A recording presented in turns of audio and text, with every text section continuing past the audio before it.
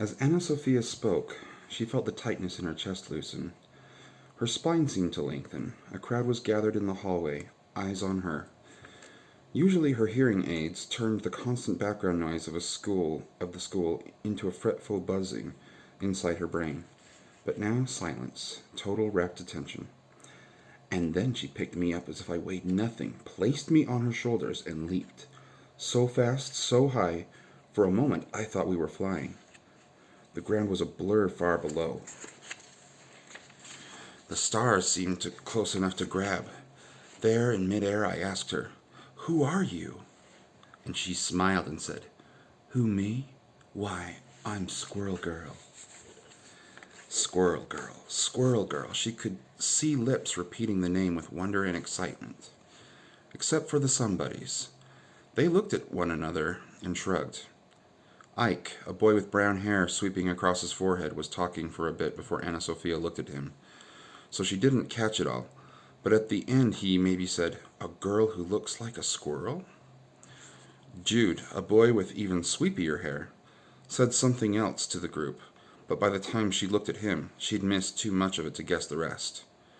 Yanni, the boy with the sweepiest hair, was looking right at her when he said, "She sounds kind of lame." Lame is an ableist term, Anna Sophia muttered. "What?" asked Heidi. "Nothing," said Anna Sophia.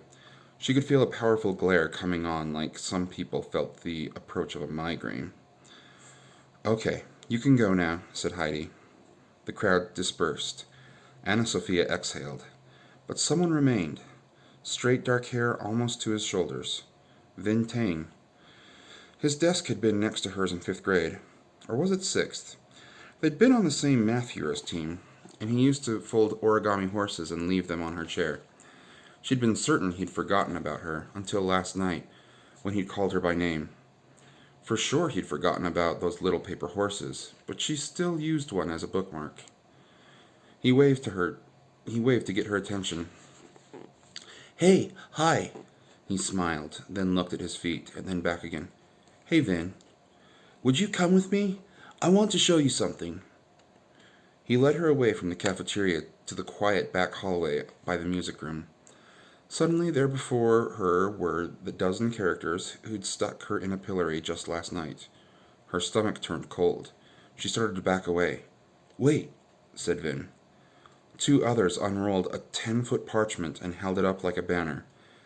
In fancy, inky calligraphy were the huge words, "We beggeth your forgiveness."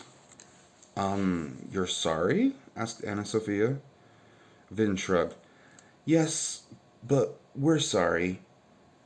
Anna Sophia couldn't make out the last part. She shook her head. "You're sorry what?" "We're sorry," Vin said, then fingerspelled the word medievally. Anna Sophia couldn't help smiling, and Vin smiled back. And she understood both that he was aware that the LARPers stuff could get a little silly, and that he still loved it. She could respect that. "You, fair Anna Sophia, are her pard, and we honor you," said the Baron, bowing. He looked much skinnier without his cape and all. "I'm her pard?" Anna Sophia asked, wrinkling her nose. "How did that even become a thing?" "No, bard," said the Baron. "You tell her story. What power you hold." He lifted a fist to the ceiling and shook it as if consumed with the idea of fabulous bardish power. "She is fierce and cunning, and we swear we will follow no other liege but—" He raised an eyebrow, waiting for Anna Sophia's permission to name her. "Squirrel Girl?" said Anna Sophia. They all nodded, mumbling things to one another that she didn't catch, but their faces seemed pleased. "Please, Lady Anna Sophia, gift her this from us." Vin handed Anna Sophia a leather belt. It looked handcrafted and resembled the ones in the LARPer costumes, but this had several utility pouches attached all the way around, and he'd worked images of acorns into the leather. "You know what? She's gonna love this." Anna Sophia had an idea. "I wish you had your swords." In an instant, one pulled a sword out of her duffel bag and handed it to her. Anna Sophia could see now that the blade was dull, though it was heavy.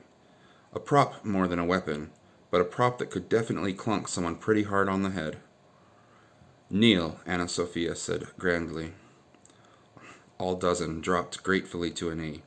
One by one she tapped their shoulders with the sword tip.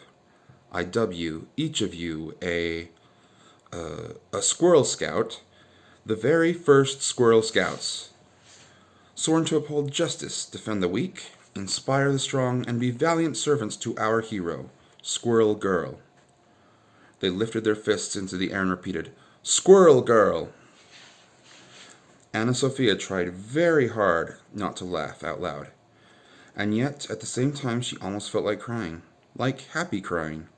Was that a thing? Because Anna Sophia was starting to believe that might be a thing. This thing, all things, frankly, had been easier before Doreen, when Shady Oaks was a hopeless mess and there was nothing ever to look forward to. Hope was as confusing as, and then it shows a really complicated math equation that I'm not even going to attempt to read out loud. And this is for you, or whatever, said Vin. He placed something in her hand, then hurried away. It was an origami unicorn pressed into super thin leather. Anna Sophia left the LARPers in rapture over their new callings as Squirrel Scouts and hurried to the cafeteria. She checked her pocket 3 times to make sure the leather unicorn hadn't fallen out. There you are, said Doreen, waiting by the doors. Everyone's talking about... Anna Sophia made a sign Doreen hadn't seen before. Her left hand formed the sign for an S. A fist with thumb across the fingers. Her right hand made a G, the index finger pointing. She swept the G hand away from the S hand, almost as if it were a long, beautiful tail flowing behind a very specific girl. Wait, what was that? Said Doreen. That last sign. Anna Sophia fingerspelled Squirrel.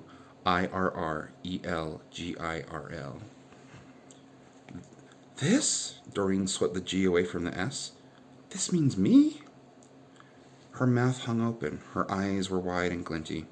She did the sign again, and then she laughed. What's funny? Anna Sophia asked, tensing for Doreen to say something ignorant about her signing or her deafness. You made up a name sign for me, Doreen signed. You made up a sign for Squirrel Girl, as if she were a real person. Doreen picked Anna Sophia up in a superpowered hug and spun around. Anna Sophia's stomach seemed to follow a second later, and she almost feared Doreen was lifting her to the ceiling. Anna Sophia glanced into the cafeteria to see if anyone had noticed how easily Doreen had picked her up, but everyone was busy stuffing their faces with sandwiches, and jabbering about Squirrel Girl, probably. Anna Sophia couldn't help but smile. Her cheeks protested. They were so out of practice, but she insisted. Smile enacted. So, what are we going to do tonight? Anna Sophia signed when Doreen had put her down. Walk the neighborhood? Catch bad guys? Audition for the adventures? Save the world? Well, Doreen grimaced. Actually, I'm grounded. I told my mom what I did, and I guess I can't be Squirrel Girl anymore. Doreen tried to smile like it was no big deal, but her chin betrayed her, quivering. And just like that, Anna Sophia's weird, uncomfortable, but somehow sparkly and alluring new bubble of hope popped. You can't? She said. Tail tucked away forever, said Doreen. But thanks for making me feel like her, for a few days anyway. I really felt like her. That was unbelievably cool. They sat at their usual table and ate in silence. Doreen picked through her trail mix, only eating the macadamia nuts, and not even bothering with the second and third sandwiches. Sometimes she adjusted in her seat as if her tail were aching. Mike joined them, glowering over his home lunch, a bag of chips, a sleeve of cookies, and a candy bar. Without even looking at Doreen and Anna Sophia, he began grumbling. Anna Sophia was able to catch some of what he said, and knowing Mike, he was able to fill in the rest. Everybody's talking about that idiotic Jersey ghost thing, he said. Clearly not a ghost. Stupid to even call it that. Probably it's just some freak who was born with a tail. What kind of freak has a tail anyway? Some attention-hungry loner messing with other people's lives. This is the most annoying day ever. If I ever have to hear one more person gush about whatever thing that freak really is, I'm going to explode. The freak better not show up again. Doreen sighed as if to say, no need to worry about that now. Mike had been sitting at Anna Sophia's table since last year. He rarely spoke except to complain about how awful everything was.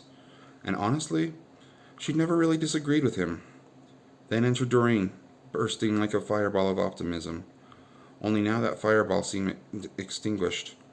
Maybe Mike had things right after all. Maybe there really was no point to anything.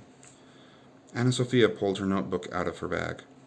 The purple cover was fading and bent from overuse, the edges of paper soft as tissues.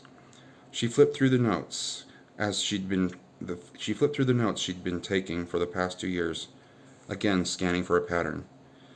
Maybe she would postpone giving up. Maybe it was time to go hardcore detective.